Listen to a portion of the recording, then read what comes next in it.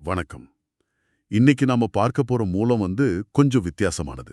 ம். இது ஒரு பெரிய புத்தகம் இல்ல ஒரு நீண்ட கட்டுரை கூட இல்ல. வெறும் 8 வரி தான். ஒரு சின்ன பாடல். ஆமா. ஞானசரிய அப்படிங்கிற நூல்ல இருந்து எடுத்த ஒரு பாடல். ஆனா பாருங்க, இந்த 8 வரிக்குள்ள ஒரு அழைப்பு மறைஞ்சிருக்கு. உண்மைதான். நம்ம நோக்கம் அந்த அழைப்போட குரலை கேட்கறது தான். இத இத இப்படி யோசிச்சு பாருங்களேன். பல நூற்றாண்டுக்கு முன்னாடி எழுதின ஒரு ஆன்மீக பாடல், இன்னைக்கு உங்ககிட்ட நேரடியா ரொம்ப பர்சனலா பேசினா எப்படி இருக்கும்? அதுதான் இதுல இருக்கிற சுவாரஸ்யமே. அது நம்மகிட்ட என்ன சொல்ல முயற்சி பண்ணும்? கரெக்ட். இந்த பாடல வெறும் கவிதையா பார்த்தா அதோட ஆன்மா நமக்கு கிடைக்காது. இது ஒரு ஒரு உரையாடல், உரையாடல் சரி. இல்ல ஒரு முறையீடுன்னு கூட சொல்லலாம்.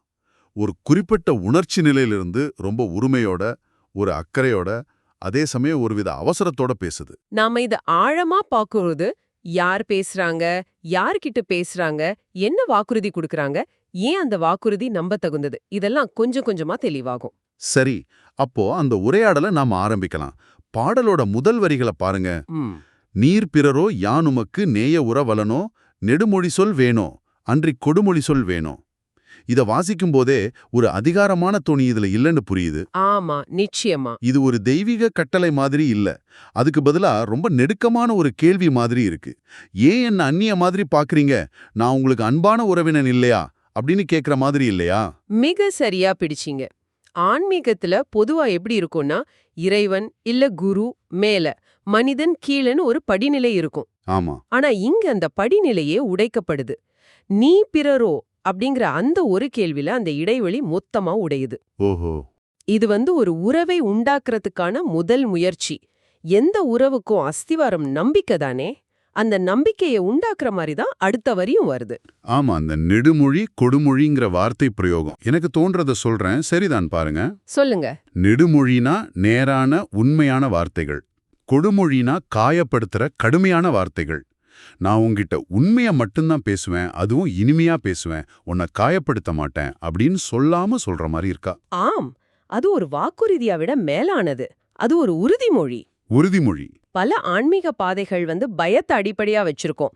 இத செய்யலனா தண்டனை, அத பண்ணலனா நரகம்னு ஒரு விதமான பயத்தை உருவாக்கும்.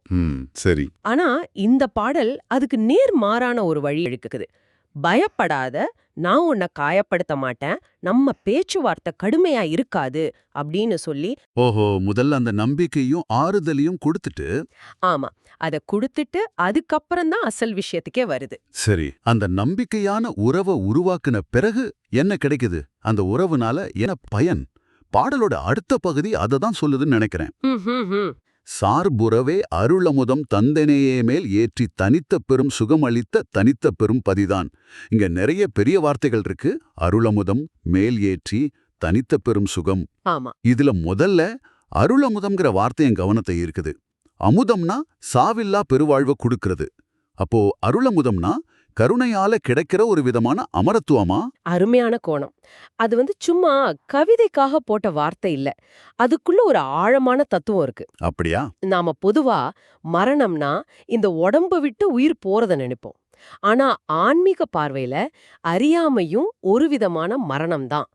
ஆன்மாவோட அழிவு. ஓ, சரி சரி. அந்த அறியாமைங்கிற மரணத்திலிருந்து நம்மள காக்குற உயிர் காக்கும் மருந்து தான் இந்த அருளமுதம். அது வெறும் கருணை இல்ல, அது சாவ ஜெயிக்க வைக்கிற கருணை.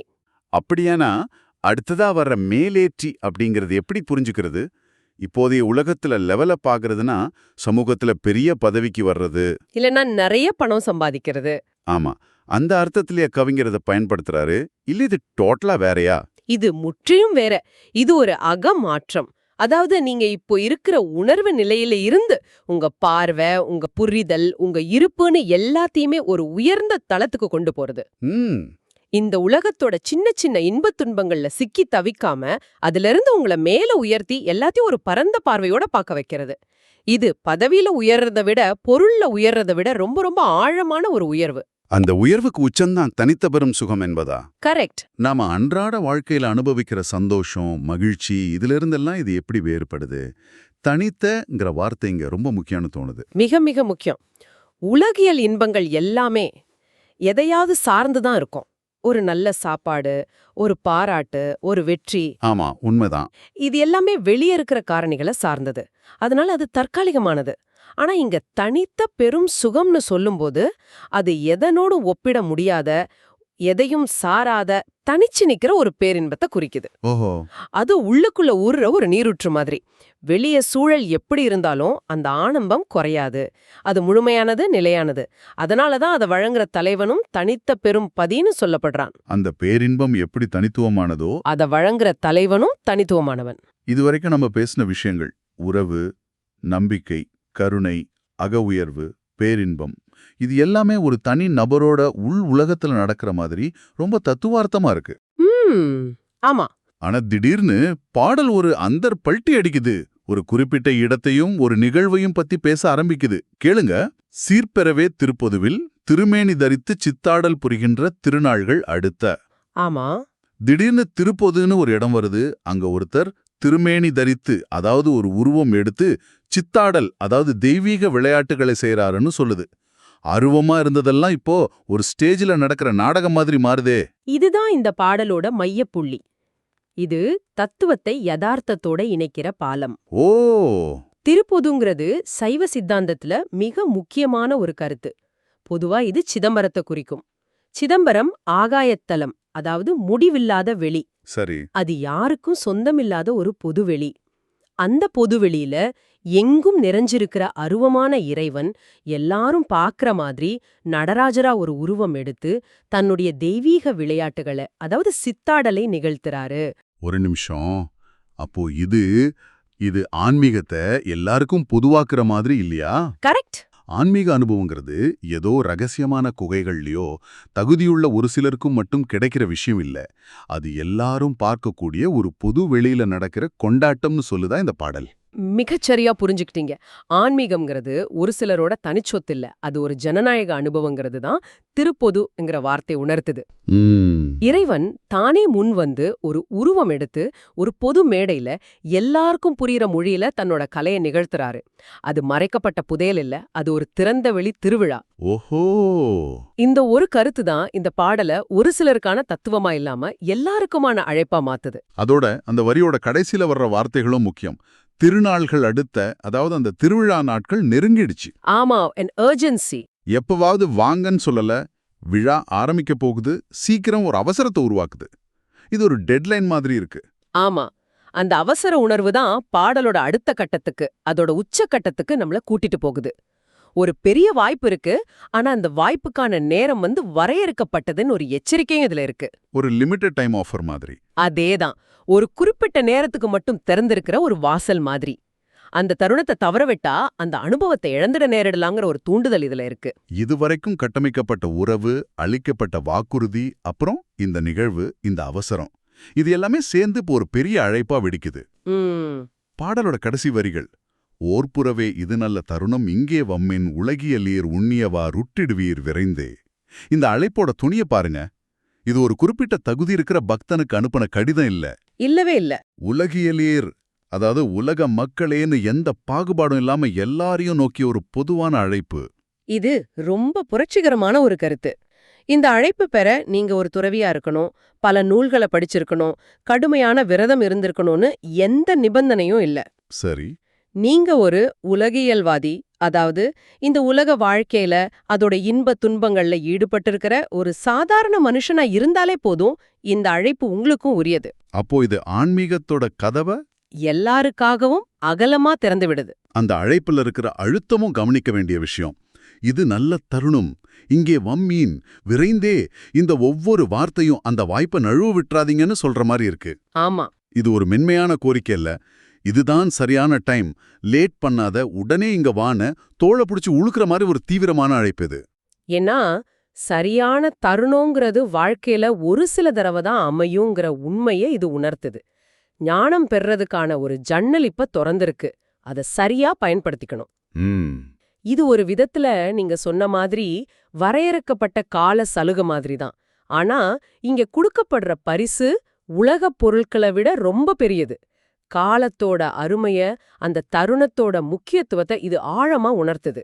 கடைசியா அந்த வாக்குறுதி, அதுதான் எல்லாத்தையும் ஒரு புள்ளில இணைக்குது. உண்ணியவாறு உற்றிடுவீர். ஆமா. அதாவது நீங்க மனசுல நினைச்சதை அடைவீங்க.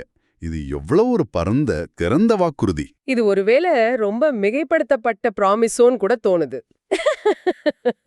ஒருத்தர் வீடு கார்னு கேட்டா அதுவும் கிடைக்குமா, இல்ல இது மோட்சத்தை மட்டும் குறிக்குதா? அதுதான் இந்த வாக்குறுதியோட சிறப்பு. அது கேக்குறவங்களோட நோக்கத்தை பொறுத்து அதோட அர்த்தம் விரிவடையும். ஓ, ஒருத்தர் உலகியல் தேவைக்காக ஒரு நல்ல வாழ்க்கை, செல்வம், புகழ்னு நினைச்சு வரலாம். இன்னொருத்தர் மன அமைதியை தேடி வரலாம். வேறொருத்தர் பிறவி பெருங்கடலை நீந்தி வீடு பேற்றை அடைய வரலாம். சரி சரி. இந்த வாக்குறுதி, நீ எந்த தாகத்தோட வரியோ அந்த தாகத்தை தீர்க்கிற தண்ணி இங்க கிடைக்கும்னு சொல்லுது. இது ஒரு ஓபன் செக் மாதிரி. தொகையை நீங்களே நிரப்பிக்கலாம். ஆஹா. இது அவரவர் பக்குவத்துக்கும் தேவைக்கும் ஏத்த பதில வழங்குற ஒரு பிரபஞ்ச அழைப்பிதழ்.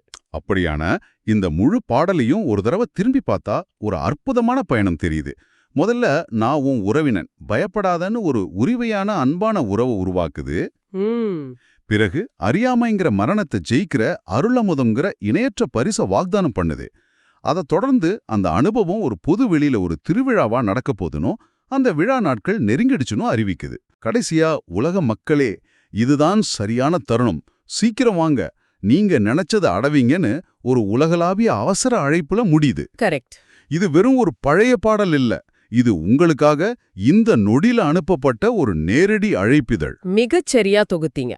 நான் கேக்குறவங்களுக்கு ஒரே ஒரு சிந்தனையை மட்டும் விட்டுட்டு போக விரும்புறேன். சொல்லுங்க. இந்த பாடல் திருநாள்கள் அடுத்த நோ, இது நல்ல தருணம் நோ, ஒரு குறிப்பிட்ட நேரத்தை பத்தி பேசுது இல்லையா? ஆமா, பேசுது. இது ஒரு முக்கியமான கேள்வி எழுப்புது. அந்த நல்ல தருணம்னா எதை குறிக்குது? அது பல நூற்றாண்டுகளுக்கு முன்னாடி சிதம்பரத்துல நடந்த ஒரு குறிப்பிட்ட திருவிழாவா, ஒரு வரலாற்று நிகழ்வா? இல்ல. அந்த நல்ல தருணம்ங்கிறது ஒவ்வொரு தனி நபரோட வாழ்க்கையிலயும், அவங்க இந்த அழைப்ப கேட்க தயாரா இருக்கிற ஒவ்வொரு கணத்திலையும் திரும்ப திரும்ப வர ஒரு உள்ளார்ந்த வாய்ப்பை குறிக்குதா? அந்த திருவிழா வெளி நடக்குதா, இல்ல உங்களுக்கு உள்ளேயே நிகழ தயாரா இருக்கா? இதை நீங்க சிந்திச்சு பார்க்கலாம்.